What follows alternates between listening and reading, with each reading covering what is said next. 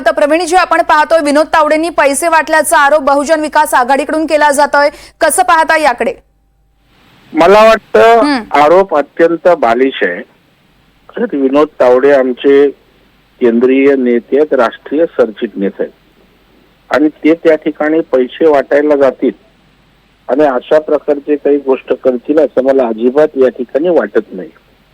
आता तिथे राजन नाईक यांचं पारडं जड होताना दिसतंय आणि अशा वेळेला आमचे राष्ट्रीय सरचिटणीस स्वतः गेल्यामुळे निवडणूक त्या ठिकाणी आणखी ताकदीनं तिथल्या कार्यकर्त्यांना बळ मिळालं निवडणुकीकरता आणि म्हणून मग आता निवडणूक आपल्या हातातून जाते की काय, आपला पराभव होतो का काय, म्हणून अशा प्रकारची दंडेलशाही त्या ठिकाणी सुरू आहे असं मला वाटतं.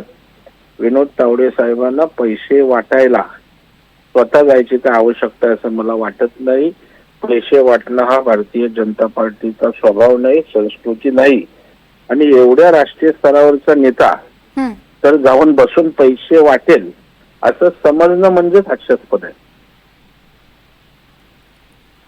प्रवीणजी, अगदी थोड्या वेळापूर्वीच आम्ही हितेंद्र ठाकूर यांच्यासोबत संवाद साधलाय. त्यांनी थेट सांगितलंय की विनोद तावडे 10 वेळा फोन करतात आणि सांगतात मला इथून सोडवा.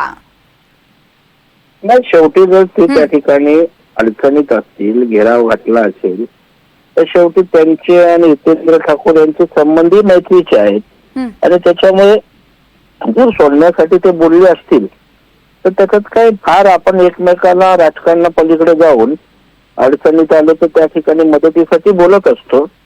तर त्यांच्या असणाऱ्या संबंधांमुळे कदाचित त्यांनी फोन केला असेल, मला माहित नाही केला नाही केला, त्याच्यामुळे केला असू शकतो. त्याच्यामध्ये काय फार वेगळं मानायचं कारण नाही.